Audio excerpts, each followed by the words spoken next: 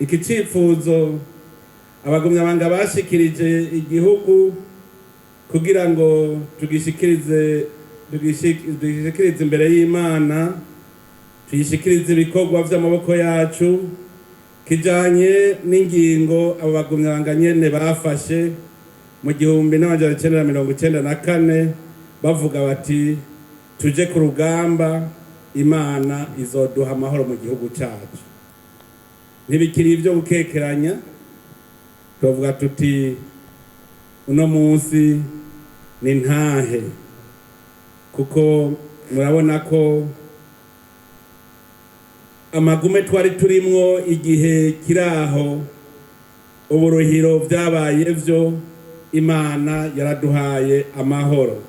Ayo mahoro ni yatuma tuyavyaza umusaruro kugira ngo dushike rero kuri ryahangiro ry'Imana yonyene, gushika ku gihugu c'amata n'ubuki, Uburundi igihugu c'amata n'ubuki. Imana rero yaraduhaye amahoro.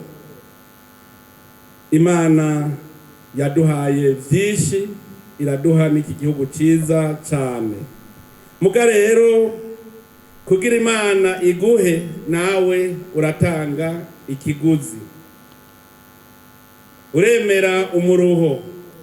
Yezu niwe yavuze ati nukuri ndabibabwiye, urutete rw'ingano rutaguye mw'ivu ngo rupfe ruguma ari rwa rundi, ariko iyo rupfuye rwera vyinshi.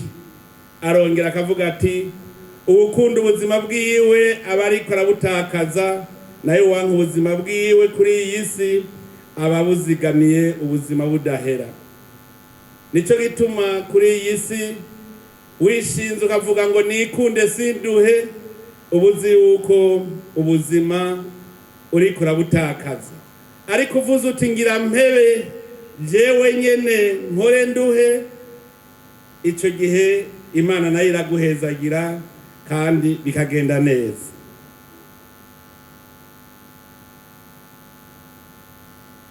Bavukanyi, iri jambo ryo gukora kwerekana ibikorwa vy'amaboko yacu, ijambo ryo kugwanya ubunebwe, aho duherukira mu ikoraniro ryabereye mu Cankuzo, hariya mu ntara Cankuzo, mu gusozera umwaka wa 2023, twararishimitse ko cyane.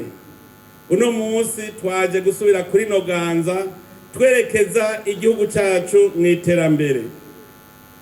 Hari ikintu no munsi cantangaje, mugabo igitangaje cyane, kuko mu Burundi Imana niyitwereka iyo tuja, twebwe dushira mu ngiro ivyo Imana yerekanye. Iyi mbona kazoza y'ibihumbi 2040 2060, igihe twayiyumvira twebwe twarabishize ahabona turavyandika. Ariko uno munsi intahe umukozi w'Imana yeje kutubwira ati yiyumvira ati mbega none tuzogishikiriza gute iyi mbona kazoza, tuzoyishikiriza gute Imana? Vyaciye binyibutsa itariki ya mbere 0 ubu mwaka nyene mu gutangura umwaka, ubundi musaseredoti nawe yavuze ati ahubwo nimuzane ico gitabo c'imbona kazoza kugira tugihereze kuri ya rutare nyeranda, iyi migambi tuyiha Imana. Inkuka y'imisa yabaye kwigerekezo rya mbere twari turimwo, twarashikirije imbona kazoza tuyihereza Imana, kuko ni migambi y'Imana. Ejo si gwacu, ejo nahima. Wa muririmbyi ati yaragize iperereza ararondeza hose, asanga nta muntu n'umwe azi ibizobejo. Ejo nahimana. None rero kwejo arahimana, n'ivyo tuzokora ejo ni ngombwa tubishikirize Imana. Rero ndavye umukozi w'Imana uno munsi vyavuze icifuzo yagumye afise, none carangutse. Tukaraba n'uwo musaseredoti ico cifuzo ingene nawe yakiriye kirya gitabo akagihereza, turabona yuko koko ari umugambi w'Imana, kuko abakozi b'Imana kare ntibahora babona ibicumuro gusa, ntibabona yuko dukwiye no gukora kugira ngo tugire ubuzima bwiza. Noneho nta n'umwe Imana yaremeye kutagira ubuzima bwiza. Ibi rero bituma dusubira kwiyumvira tugasubiza amaso inyuma. Mbega iyo tuja mu mwaka wa 2040 tuhiyumvira uno munsi canke n'inzira Imana yatunganije kuva kera ko muri abagumyabanga muri benshi ngaha rimwe mwateguye n'ibikoraniro, nico gituma ari ukubanza mugasubira inyuma mukaraba amagogo igihugu cari kigowe. Kuva Uburundi butwawe n'igikoroni, abarundi ntibasubiye kuronka amahoro kuko niho ikimoko cyatanguye mu gihugu cyacu. Niho abantu batasubiye kurya uturyoshe kuko bavuga bati zana amagi zana amasoro. Agakoko umurundi ntiyakarya, irigi ntiyarya, amavuta y'inka ntiyarya, byose byari bigenewe abarongozi abategetsi gusa. Noneho aho abakoroni bagiriye basiga baraze iyo ngeso mbi n'izindi ndongozi zagiye zirakurikira, ariho haciye haduka amacakubiri. Erega iyo uburongozi butitayeho ijambo ry'Imana ngo burongore igihugu buri mu nzira y'Imana, Imana nayo iraraba hirya. Nico cyatumye Shetani cayizizira Burundi tuja mu macakubiri atagira mvura, kuko gushika ubu nta mvo nimwe ishobora kwemeza ko mu Burundi hariho amoko. Nta macakubiri ahubwo habaye bandandende bashaka kwikwegera ko bagira ka mwana wa mama. Nibo batumye haba amacakubiri, batuma haba injyane kubera Shetani yariziziye igihugu cyacu. Uno munsi rero turi ngaha tuje kugira ngo turabe ingene twavuye muri ayo magume. Imana yo nyene yaritoreye mu ndongozi, iravuga iti ngira ntore mu Barundi, abarundi bazokora ibishoboka byose kugira ngo Uburundi busubire kuba igihugu c'amata n'ubuki. Muri abo Barundi yatoyemwo umugwi w'abagumyabanga, abari wo uje imbere mu kurondera ingene dushika kuri ico gihugu c'amata n'ubuki. Muga nabo nyene bariko bakorera mu gihugu cizizwe na Shetani, n'Imana yarungika mutima mweranda akavugira muri bo ikababwira iti nimwanyizera mukanyemera mukanshira imbere tuzojana kandi muzoshika amahoro. None twarashitse ayo mahoro turayaronka. Murumva yuko iyo Mana yarakoze. Abagiye muri urwo rugamba barabizi ayo baciyemwo: kugwara kwashi, gutwagwa n'inzuzi, kunyagirwa n'imvura, kugenda miguruwazi uri kuca mu mahwa. Ivyo byose barabizi, ariko Imana yari kwirarondera ingene twereka yuko amahoro tuzoronka ntizosubire kuyanjanjwako. Iki gihe turimwo twarashitse mu gihugu, dushika mu gihugu kuwe kwa Nehemiya yagenda gusanura igihugu. Reka twahereye ku ntambwe ya mbere. Tumaze kuronka amahoro twatanguye gusanura igihugu nka kumwe Nehemiya yagenda gusanura igihugu ca Isirayeli. Nawe nyene ntivyamworoheye nk'uko no mu Burundi bitatworoheye. Kuva mu 2005 gushika mu 2000 novuga na 20 twari tukiriko turatunganya igihugu. Mu 2005 gushika mu 2015 twubaka dusanura. Ariko rero naho nyene muze muravyibuka kujya kwa Nehemiya mu Burundi naho twahuye n'abadashaka yuko igihugu gisanurwa. Igihe ca Nehemiya yasanze hariho abagabo babiri, Senibarati na Tobiya. Bumvise ko hariho umuntu Nehemiya yaje kubaka Yerusalemu, yasubiye kuvuga ati reka dusanure Isirayeli. Barababaye cyane, bababaye, bararondera mbere n'ingene bomugwanya. Ariko Nehemiya kubera yari kumwe n'Imana akayishira imbere, vyarashobotse barubaka. Abo bagabo ntibari abanyisirayeli, babagwanya bava inyuma. no mu Burundi nukwere vyabaye twatanguye gusanura igihugu haba abandi binyuma abanyamahanga bishavuza cyane kandi n'ubu abo bishavuza biracabashavuje kubera turiko turibakira igihugu cyacu tucubaka twunze ubumwe tuzi neza ko turiko dushinga umushinge umeze neza umushinge tuzokubakira ko ukazoba ihangiro abana bacu bose bazoza bashingirako. Nehemiya ntiyasanze abasi gusa ari abinyuma n'imbere yasanze bene wabo nabo nyene bararenganya bene gihugu abene gihugu bakidodomba ko barenganywa. Nehemiya arasubira nabo aja kubahanura ati reka kurenganya bene wanyu, arakura akarenganyo mu gihugu. Natwe muri iki gihe cyose cyo gusanura igihugu cy'u Burundi hariho abarundi bene wacu nabo barenganya. N'igihe cyo guhanurwa nk'uko Nehemiya yahanuye bene Israeli kugira bareke kurenganya bene wabo, kugira twubake igihugu twese turi kumwe. Nehemiya baramugwanije ariko arubaka gushikaho bategura kuza kumutera bava inyuma y'igihugu, ariko ntiyahagaritse gukora. Yagumye yararondeye inderetsi zireka izo joro n'umurango ko ataho batera. Yongera abwira abubatsi ati umwe wese yubake afise inkota yiwe, urugamba rurabandanya ari urwo kubaka no gukingira igihugu. Natwebwe niko kuko abarundi mwese tubinderetsi ntagiye usubira gutwononera muri iyi ntambwe turiko. Umwasi arava inyuma y'igihugu akaza gutwononera ko atanezerewe n'ubumwe buri mu Burundi. Reka turiko turubaka igihugu, hariho basanibarate n'abatobiya badashobora kunezerwa. Nico gituma abarundi dutereza kwama dukanuye, twamedukanuye umwe wese akore yongera ari inderetsi, kuko rudakoze naho bwa bukene buradufata. Ico gihe cyo gusanura mwarabonye ko hatera igihe n'amakungu yose akatubararako, ariko kubera ubushobozi bw'Imana Uburundi bwarakize. Dukomera amashi Imana yacu. Abagumyabanga ntimuze muvyibagire, n'abarundi mwese ntimuze muvyibagire.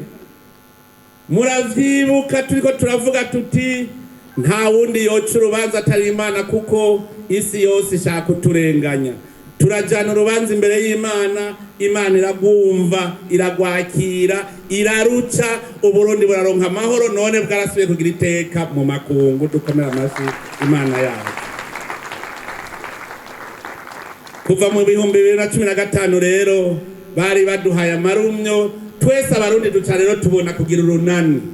Kuva mu 2015 mu Burundi murabona ikibazo cy'amacakubiri y'amoko cyaraheze. Ubu mwasi dufise n'ubukene, nibwo rero dutegerezwa guhangana. Rero murazi yuko tukiri ku rugamba ingingo ngenderwako twari twavuze tuti iterambere rikomoka ku mwenegihugu rikongera rikamusubirako.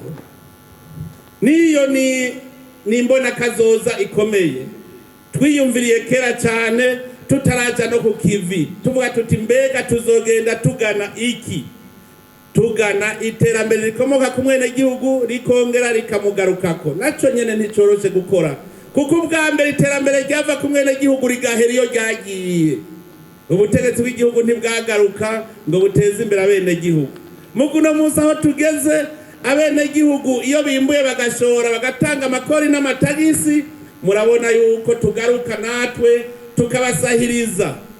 tukabasahiriza mu kuborohereza mu kiguzi c'imbuto zirobanuye, ku kiguzi kitavuna, ifumbire bakayironka, ubutegetsi bw'igihugu bugaheza bukabasahiriza bakayigura amahera aciriritse. Kubera ivyo mwarabonye ko umwimbu waciye uduga.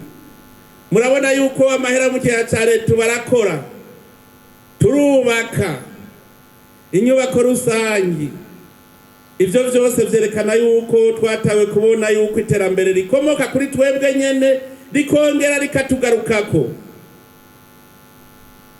None rero kubu twamaze gusubiza ibintu mu buryo, igihugu gigatekana, abarundi bagasubira kunga ubumwe. Harageze yuko rero tuja kuraba ca gihugu tugira tujemwo.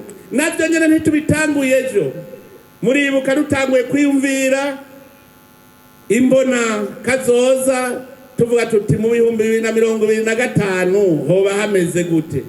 Ico gihe twarasubije amaso inyuma dusanga abarundi ntibari bwaje ku kivi. Aho twifuza kuzoba dushitse mu 2025 murabona yuko naho tuhakabakaba hataragira ishusho nk'iyo twari twiyumviriye, kubera abarundi ntitwari bwaje ku kivi, twari tugihumaguza. None uno munsi duhiriwe duhishije ko tutagihumaguza. Kubera iki? Turibuka naho nyene turiho turagira integuro y'iterambere ry'igihugu. Tuza turibuka intambwe niho umuntu atosubira kwidodomba, muze muraraba iyo tuvuye. Twaricara tukiyumvira tuti none dutegure gute ingene igihugu cotera imbere. Mu 2018 twabitanguye mu 2017 tuvyiyumvira integuro y'ingene igihugu cotera imbere, integuro y'iterambere ni integuro. Hariho abacavuga ngo nibijya nyene, iryari integuro plan de développement, plan national de développement, yari integuro y'iterambere ry'igihugu. Tuvuga tuti dutegure neza iterambere ingene ryogenda mu gihugu cacu. Niho rero twaca twihikiranga minsi tuvuga tuti ivyo arivyo vyose mu 2027 tuzoba dusigaye dukanura tuhabona turi ku kivi twahejeje kugira neza umushinge. Uno munsi turavye neza umushinge waramaze kubakwa. Iyo nteguro burya muyiravye yaramaze kubaho neza, kuko abarundi bose bariko barakora. Mushaka hindukiza amaso murabe naho hakurya yacu mu mwaka wa 2005 murazi hari inyovu, none nimuharabe haramazu. Genda muraraba aho muca hose murabe ibintu bishasha. Ivyo byose niwo mushinge, niwo mushinge. Abarundi bamaze gukanura, hari vyinshi tubibonerako. Uyu murindi mwiterambere mu burimyi n'ubworozi bari baradusamaje tugenda kwicara ngo tugiye ngo tuzorya twicaye. Mugabo ubu abarundi twese twagarutse, twiteguye twese twitegurira iterambere. Umushinge rero urahari, si vy'imbeshere. Nico gituma rero twace tuba tutubu rero tugana amaja hehe, turaba imbere. Turavuga tuti kugira ngo igihugu cy'u Burundi kiba ari igihugu cifashe, vyogenda gute? Vyogenda gute? Tugira Imana twama dufise inkerebutsi, kuko noshingira intahe nk'umukuru w'inama nkenguzamateka. Ndibuka twari kumwe tukiriko turiyumvira ingene twakwiyumvira iterambere, tuvuga tuti igituma turatera imbere nuko tutabona neza ingene dutunganya iterambere. Twaravyicayeko turabiheza, hanyuma umugambwe Cndd-Fdd turabishikiriza igihugu, kandi igihugu kiravyemera. Nico tuba turi kuri iyo ntambwe. Nogira dushike kuri ibi twaragize ingendo turaja kwiga mbega igihugu giteye imbere kiba kimeze gute. Ubwa mbere kugira uvuye ko igihugu giteye imbere ubaza kuraba abene gihugu baco basa gute, barafungura. Ubwo barafungura kandi neza. Nk'ubu murabanye mu maso turashobora kubona ubushonje n'udashonje, ndabesha.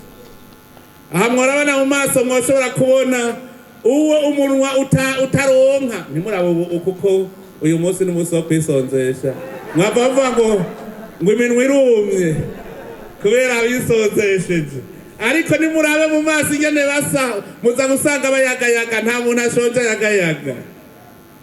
Aha rero murashobora kubona yuko umushinge wamaze gushingwa. Iyo muravye ku mitumba, abene gihugu baje kumbwira ngo none ku bigori umenga bizotubana byinshi, tuzohomba uko nyene tutagira ingene dushora. Nimureme kuko ubutegetsi bw'igihugu nyene ryaterambere ribakomokako rikabagarukako, nico bubereyeho. uno munsi rero turavuga tuti umwene gihugu akwiye kuba ameze gute. Umunsi hazohari umwene gihugu atafungura mu gihugu ntituzoba turashira kuri iyo mbona kazoza. Mbega wewe wiyumviriye uzovuga ryari yuko ufungura neza nk'uko uvyipfuza? Utarabishikira rero abamaze kuhashika ntibamwereke aho baciye kugira ngo nawe ashobore gukora gushika abona yuko afungura neza. Ico ni cambere.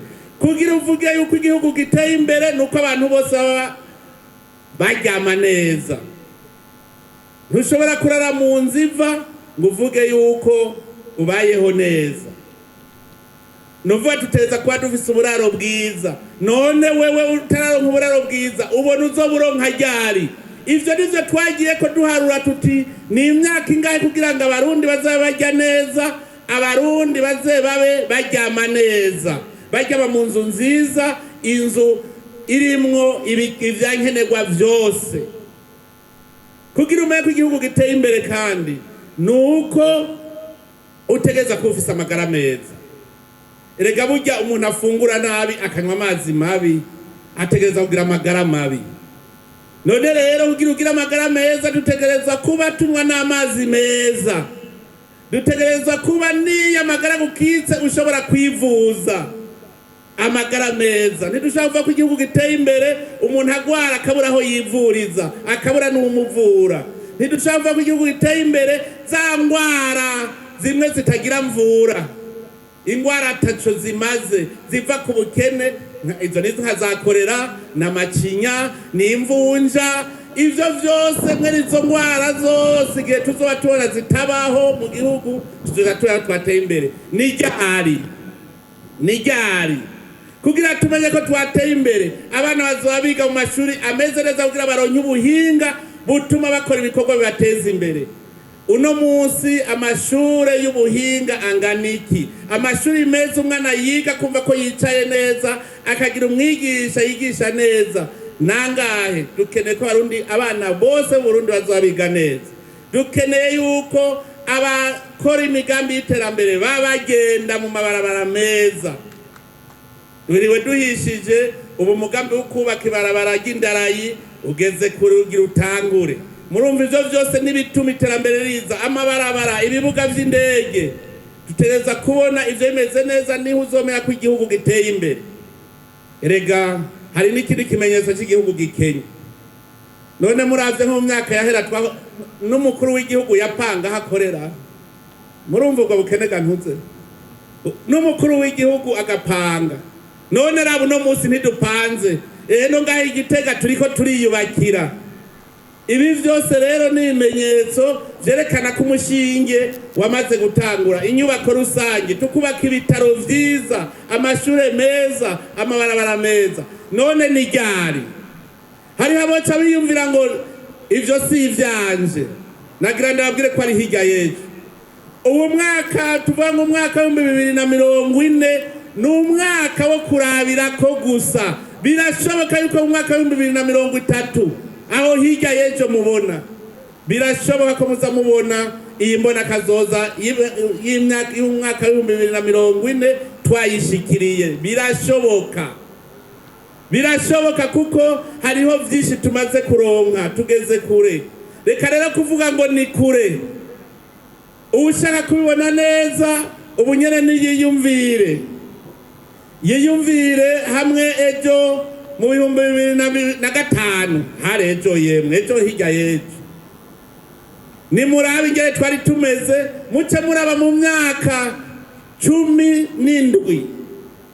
Erega ntirarenga 17, turi ku mwaka wa 18. Nimurabe ivyo twari dufise, murabe ivyo dufise no munsi. Ivyo dufise no munsi bigwijijwe inshuro zirenga 80 genda muharure. None dukoresheje ibidufise no munsi mwumva ari imyaka 15 rimwe. Dufise umutahe, dufise umuzi. Uyu mutahe ni uzotuma mu minsi mikeyi bigenda neza. Muga vyose bisaba iki? Kwizera Imana kugira kugenda n'ubuntu. Dukura ivy'akarenganyo twese tuje kubikorwa, dukurikire itegeko ry'Imana.